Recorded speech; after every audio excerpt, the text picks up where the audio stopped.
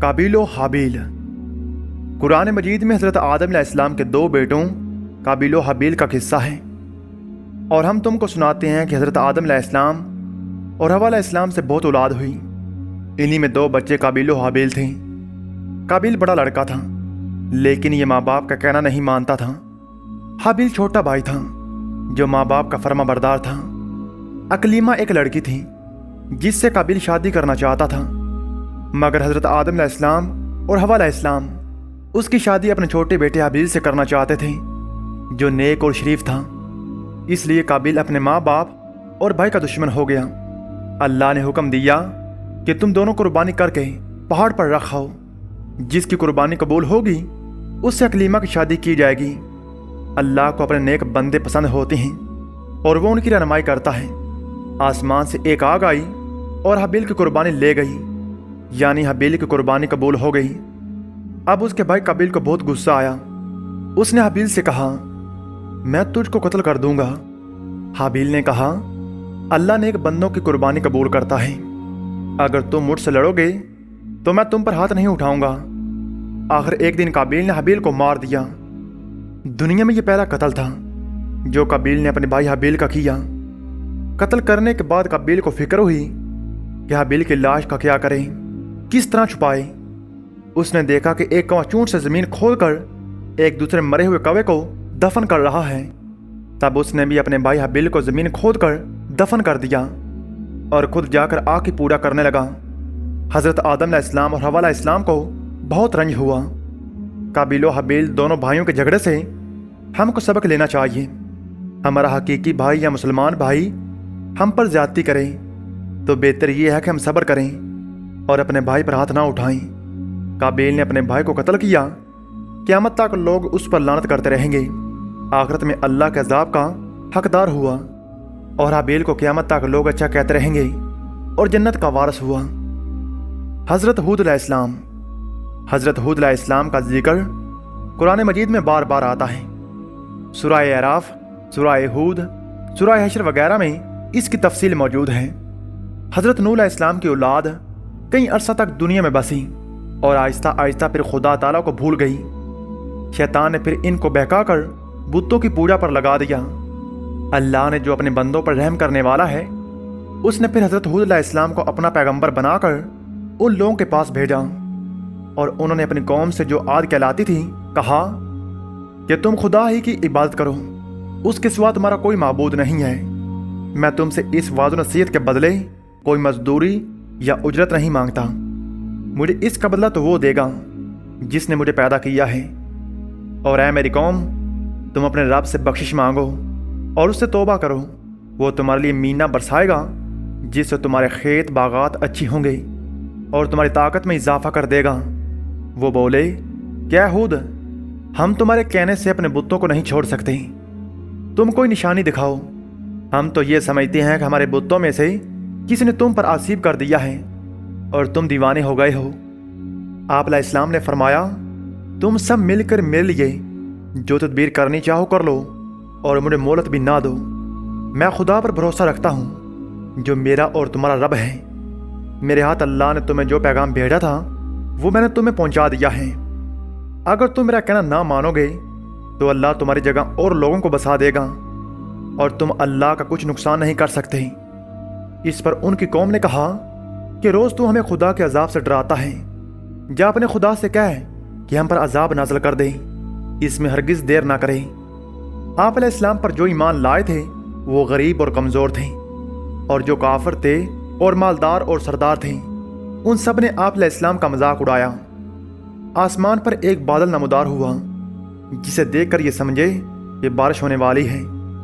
آپ علیہ السلام کو اللہ نے بتایا تھا کہ یہ عذاب ہے، چنانچہ وہ ایماندار لوگوں کو لے کر بستی سے چلے گئے۔ اس بادل کے بعد آندھی آئی جو 8 دن اور 7 رات تک متواتر چلتی رہی، یہاں تک کہ سب کافر مر گئے اور نیست و نابود ہو گئی، اور اس طرح پھر ایک بار اللہ کی زمین کافروں سے خالی ہو گئی۔ حضرت ابراہیم علیہ السلام، آپ کا ذکر قرآن مجید میں کئی بار آیا ہے۔ آپ علیہ السلام بہت بڑے نبی گزرے ہیں۔ دنیا میں جب بت پرستی کا زور ہو گیا، لوگ بتوں کو بناتے اور خود ان کی پوجا کرتے۔ آپ علیہ السلام کے ابا جان بھی بت بناتے تھے اور بتوں کو خدا سمجھتے تھے۔ آپ علیہ السلام ابھی بچے تھے۔ وہ دیکھتے کہ میرے ابا جان اور دوسرے لوگ خود ہی مٹی اور لکڑی سے بتوں کو بناتے ہیں، پھر ان کو خدا سمجھنے لگتے ہیں۔ وہ حیران ہوئے کہ کس قدر بیوقوف ہیں، یہ سب لوگ ان بے جان مورتیوں کو خدا خیال کرتے ہیں۔ آپ علیہ السلام ان لوگوں سے کہتے کہ تم لوگ کیوں ان بتوں کو پوجتی ہو؟ یہ نہ تمہیں نفع دے سکتے ہیں نہ نقصان۔ مگر وہ جواب دیتے کہ جو ہمارے باپ دادا کرتے ہیں ہم وہی کر رہے ہیں۔ ایک روز ان لوگوں کا شہر سے باہر کو بڑا میلہ ہوا۔ یہ سب لوگ اس میلے میں شریک ہونے کے لیے شہر سے چلے گئے۔ آپ علیہ السلام اس میلے میں نہ گئے۔ ان کے پیچھے آپ علیہ السلام سب سے بڑے بت خانے میں گئے اور وہاں سب بتوں کو مسمار کر ڈالا سوائے ایک سب سے بڑے بت کے، اور کلاہاڑی جس سے سب بتوں کو توڑا تھا وہ اس بڑے بت کے کندھے پر رکھ دی، جس سے یہ معلوم ہوتا تھا کہ یہ سب اسی نے توڑے ہیں۔ لوگ جب واپس آئے تو انہوں نے ان بتوں کو دیکھا کہ کسی کا سر نہیں ہے تو کسی کا پیر نہیں ہے، تو وہ بہت غصے ہوئے کہ یہ حرکت کس نے کی ہے۔ سب نے شبہ آپ علیہ السلام پر کیا کہ وہی بتوں کو برا کہتے تھے اور میلے میں بھی نہیں گئے تھے۔ آخر ان کو بلا کر پوچھا کہ یہ بت کس نے توڑے ہیں۔ آپ علیہ السلام نے جواب دیا کہ مجھ سے پوچھنے کے بجائے اپنے خداؤں سے کیوں نہیں پوچھتے جن کی تم عبادت کرتے ہو کہ ان کو کس نے توڑا ہے، وہ خود بتا دیں گے۔ ان لوگوں نے جواب دیا آپ کو معلوم ہے کہ یہ بول نہیں سکتے۔ آپ علیہ السلام نے کہا پھر تم ایسے بیکار خداؤں کی پوجا کرتے ہو۔ آپ علیہ السلام نے پھر کہا دیکھو کلاہاڑی بڑے بت کے کندھے پر ہیں، یہ کام اسی کا معلوم ہوتا ہے، اس سے پوچھو۔ یہ لوگ بہت ناراض ہوئے اور ان کے باپ آزر سے شکایت کی کہ تمہارا بیٹا ایسی حرکت کر رہا ہے، اس کو سمجھا لو ورنہ اچھا نہ ہوگا۔ آپ علیہ السلام نے اپنے باپ کو بھی سمجھایا اور بت پرستی سے منع کیا اور عرض کیا کہ اے باپ، میں ڈرتا ہوں کہ تم پر خدا کا کوئی عذاب نازل نہ ہو۔ اس پر ان کے باپ بہت سخت ناراض ہوئے اور کہا کہ آئندہ تو نے مجھ سے کوئی ایسی بات کہی تو میں تجھے سنگار کر دوں گا، اور کہا کہ تو میرے پاس ہمیشہ کے لیے چلا جا۔ آپ نے باپ کو سلام کیا اور کہا کہ میں چلا جاتا ہوں، لیکن آپ کے لیے بخشش کی دعا کرتا رہوں گا۔ پھر کیا ہوا؟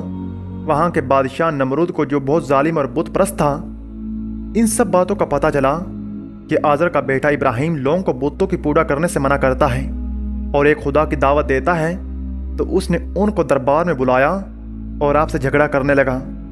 آپ علیہ السلام نے فرمایا کہ میرا خدا وہی ہے جو مارتا بھی ہے اور جلاتا بھی ہے۔ نمرود نے کہا میں بھی مار سکتا ہوں اور جلا سکتا ہوں۔ چنانچہ اس نے ایک قیدی کو، جس کو سزائے موت کا حکم ہو چکا تھا، آزاد کر دیا اور ایک بے گناہ کو پکڑ کر قتل کر دیا اور کہا کہ اب بتاؤ کہ میرے اور تمہارے خدا کے درمیان کیا فرق ہے؟ نعوذ باللہ۔ آپ علیہ السلام نے کہا کہ میرا رب ہر روز سورج مشرق سے نکالتا ہے، تم اسے مغرب سے نکال دو۔ اس پر نمرود لاجواب ہو گیا اور حکم دیا کہ آپ علیہ السلام کو زندہ جلا دیا جائے۔ چنانچہ بہت سی لکڑیاں اکٹھی کی گئیں اور ان میں آگ لگائی گئی۔